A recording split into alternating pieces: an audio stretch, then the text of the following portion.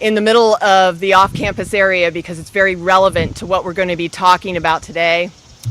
I'm Deputy Chief Jennifer Knight. I am in charge of the area of this off-campus area and Patrol North Subdivision.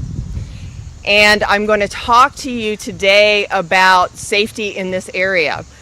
I'd like to thank OSU leadership and OSU safety for being here. We also have our community liaison officer for the area, Mark Howenstein, here, and some of the officers that work this area every day. I'm going to start out by just telling you that the city's experienced an increase in violent crime in several neighborhoods, including the university area.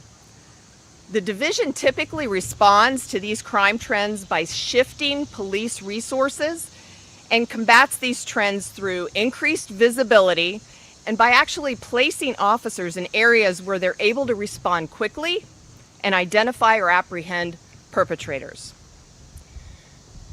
We've seen a recent trend in this area, which is Zone 4, or the University District, that shows a 51% increase in aggravated assaults, robberies to individuals, and residential burglaries over numbers that we had during the same 6-month period in 2019. In July and August alone, we've seen an increase of over 100% in these crimes over the time in 2019. And so that's very concerning for us. It's very concerning for the individuals that work, live, and go to school in this area. The Division of Police responds to these trends, and we know that an increase in police resources has an impact on criminal activity in any given area. What I'm doing today is I'm letting students, residents, parents, and offenders know we're going to be shifting resources into this area to respond to these violent crime trends. So I'm going to tell you a little bit about what we're going to be doing from Columbus Division of Police. We're going to be utilizing a combination of on-duty and overtime resources and increasing uniformed patrols and plainclothes officers in this area. Beginning immediately, we are more than doubling our resources in the campus area, adding additional bike units and staffing a joint OSU CPD overtime crime interdiction unit paid for through university resources. Personnel will be assigned to sectors. They will be looking for suspicious activity and responding quickly to any reports of crime. We've assigned lead robbery detectives focused on identifying suspects and solving these crimes, and they're already focused on the ones that have already occurred. We also have assigned crime analysts that will be tracking evolving patterns and identifying possible suspects, providing support for a data-driven police response. We're going to be looking at those numbers every single day and making adjustments. During certain hours, we're also going to be placing a mobile substation on High Street near the Student Union to increase visibility and to be used as a command post for these joint operations. This is a response we do in other parts of the city as well when we see crime trends and increase in violence. But this is what we're going to do here, and we started last weekend. Residents should have already seen an increased police presence. We're going to be working closely with OSU partners to marshal available resources, but we do not solve this problem without the active participation of students and residents living in this area. This has to be a collaborative effort. We need students to remain aware, and we need them to call if they see suspicious activity. We have to have an opportunity to respond. If you're a victim of crime, report it immediately to Columbus Police. We can't investigate what you don't report. Your response actually may save someone else from being a victim in the future. So right now I'd like to introduce a Senior Vice President of Administration and Planning for OSU, Mr. Jay Casey.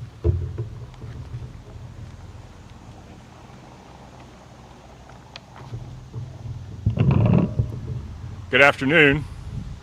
I'm Jay Casey. I have some responsibility for the activity on both campus and some of the resources we use in our off-campus neighborhoods.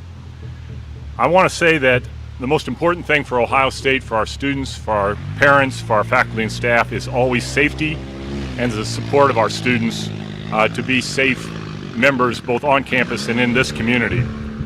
Our leadership team has been engaged with the City of Columbus and working 24/7 to address neighborhood issues, including crime, in a partnership with the city and the Columbus Police Department.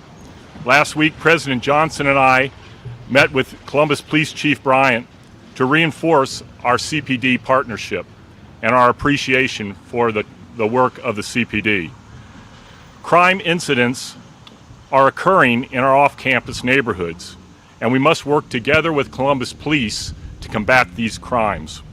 Ohio State is committed to supporting our off-campus neighborhoods and pursuing solutions that enhance safety for everyone. Our campus is in the heart of a large, growing city, and unfortunately, crime occurs in these situations.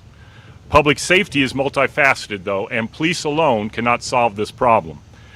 The President called together a task force on safety and well-being last year and asked us to bring ideas and solutions to our neighborhoods. We have implemented, or partially implemented at least, 13 of the 15 recommendations from that task force. These have included more non-sworn safety patrols, security patrols, in addition to community crime patrol in this neighborhood. We've expanded the ride-sharing program and hours for our students. We have both surveyed and improved lighting across all these blocks of our campus neighborhoods. We've added surveillance cameras which can be monitored remotely by both our monitoring center on campus and the city's monitoring center. And we've even hired social work to work in our off-campus neighborhoods to help those who have social needs. However, in order for these safety initiatives to succeed, we all have to work together. The university, city, property owners, students, and visitors all have a role to play, and that's why we're here today, because we want to work together to find that role. I'm now going to introduce to you Commander Dennis Jeffrey. Commander Jeffrey is responsible for the University District. He's our immediate go-to on the police department. And I just want to say that over the last year and a half or so, Commander Jeffrey has been a huge proponent and advocate for the university and for our students. During COVID and during these crime situations, we've always called on Commander Jeffrey, and he's been a great partner to us. Thank you very much.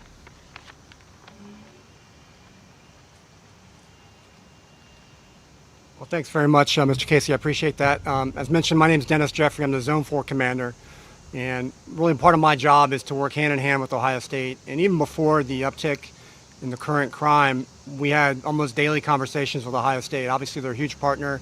This is a very busy area. A lot of people live here, so it's always incumbent that we share information. And, you know, as mentioned, resources, we have to allocate those appropriately where we think they're best suited. So Mr. Casey mentioned the lighting and the cameras. So we talk weekly about where's the best place for those, because we want to put them where they're going to do the most good. So that's a constant conversation we're having almost daily. I talk to Chief Spears McNatt almost daily, and we're always trying to get better. And that's really our goal. How do we improve the situation in the campus area? As you know, it's an extremely diverse area. And Zone 4 not only has the university area, we have Linden, we have Clintonville. So it's a big zone with a lot of different resources. So we're, like Chief Knight said, we're really trying to bring those resources in this area so we can try to eliminate some of the crime that we've seen. So without further ado, it's my pleasure to introduce Chief Kimberly Spears McNatt, Chief of Police for the Ohio State University.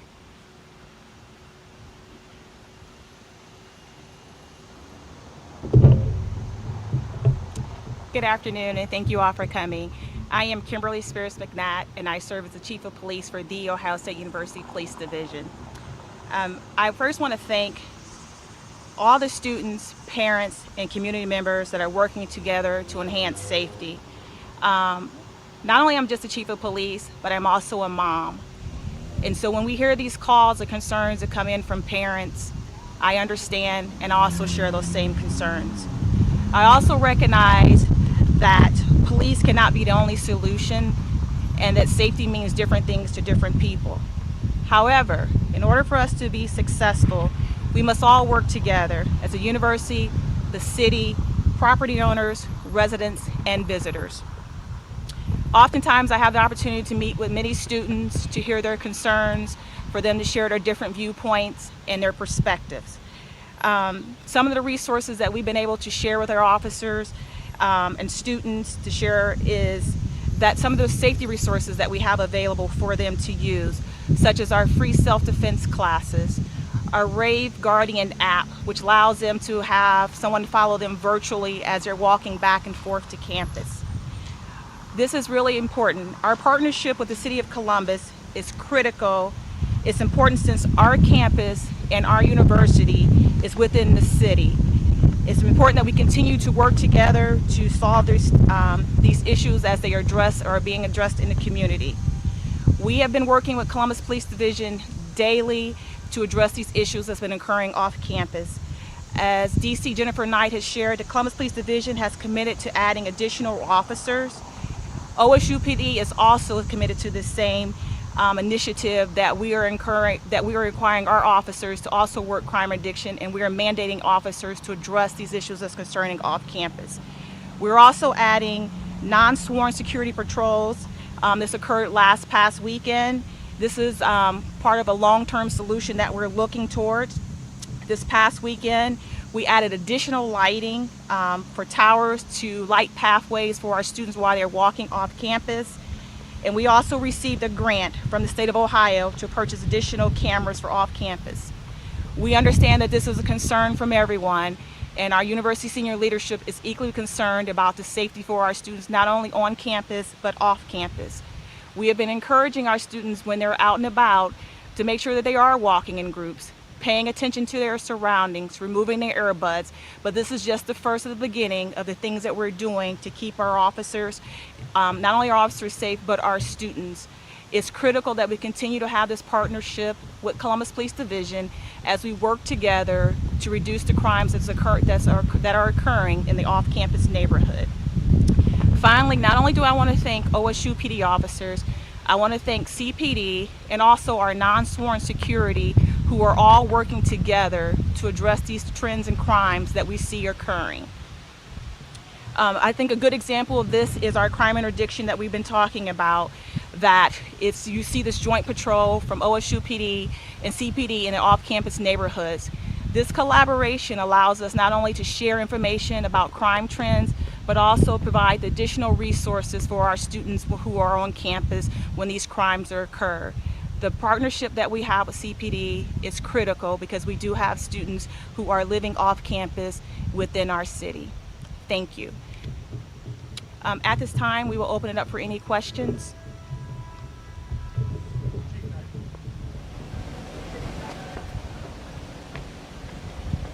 Chief, we've done a lot of stories about how resources are dwindling a bit with CPD. We've got officers retiring. You've got a homicide unit that's overworked.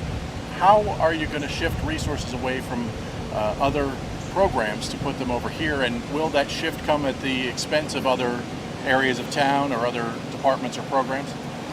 So a police department always has limited resources, and it always seems like we never have enough.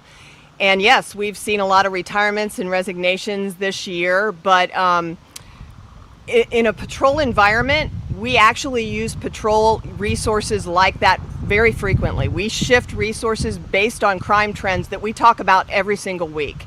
So this is not something that we haven't done in the past or we don't do regularly.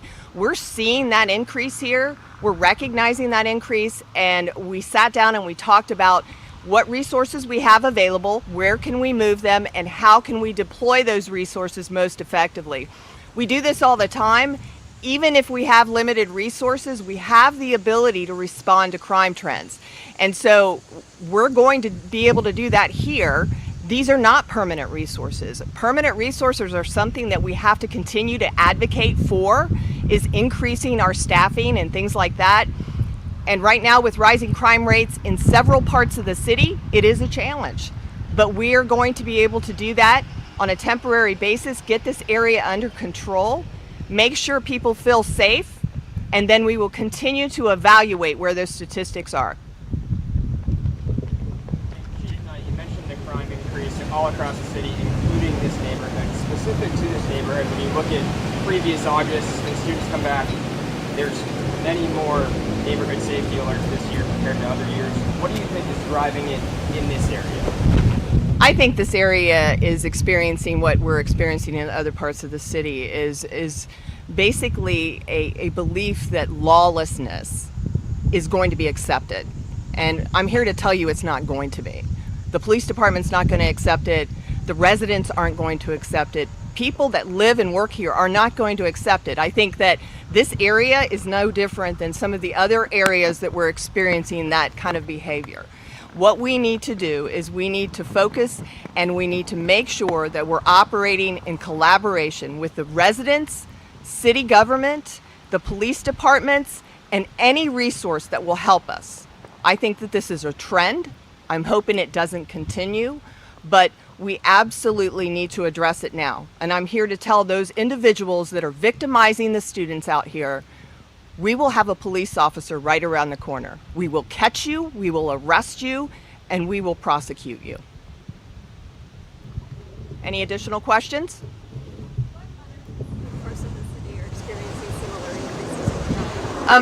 We kind of break the city up into 5 zones, so each zone has seen an increase. We talk about heat spots, heat maps with an inverted T, so we see some of that increase along the 71 corridor, up near Linden, on the west side, on the near east side.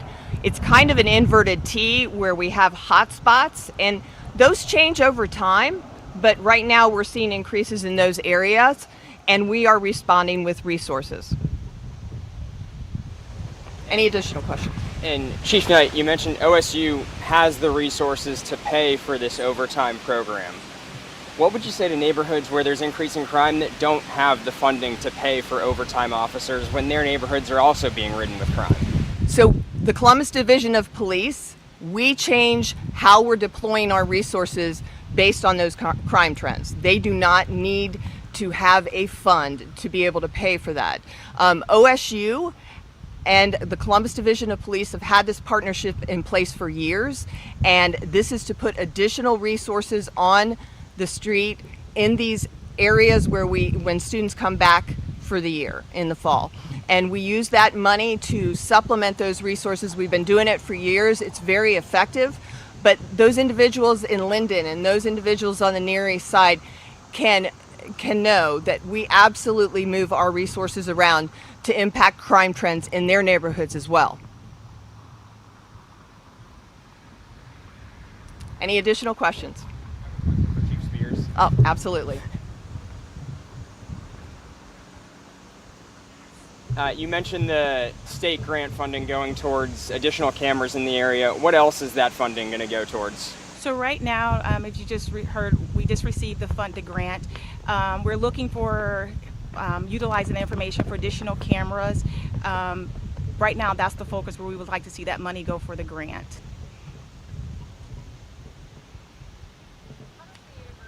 Plan to balance this increased police presence with some students on campus, particularly those of color, who have expressed feeling unsafe around officers because of reports of police brutality. How is this going to balance those two? And so that's a very good question. As I mentioned earlier, I often have the opportunity to meet with many students and hear their concerns, mentioning that safety means different things to different people. And so as I share that law enforcement can't be the only answer, we're providing additional light towers. We also have non-sworn security helping with this initiative. And so helping the students understand that we're taking a holistic approach of trying to solve this problem to keep all our Buckeyes safe on and off campus. I think everyone has seen the neighborhood safety notices that go out. We heard the calls from our students. We heard the calls from parents. And I just would like to reiterate, like when those notices goes out, those are just not numbers. Those are students who have been impacted. Those are family members who have been impacted. These are students' college experience. And so we do, as university leadership and across the board of the university, we do take these serious, and we do want the students to have a good college experience. And so for our students who may have a different perspective about law enforcement, we have not dismissed their concerns as well. Any other questions?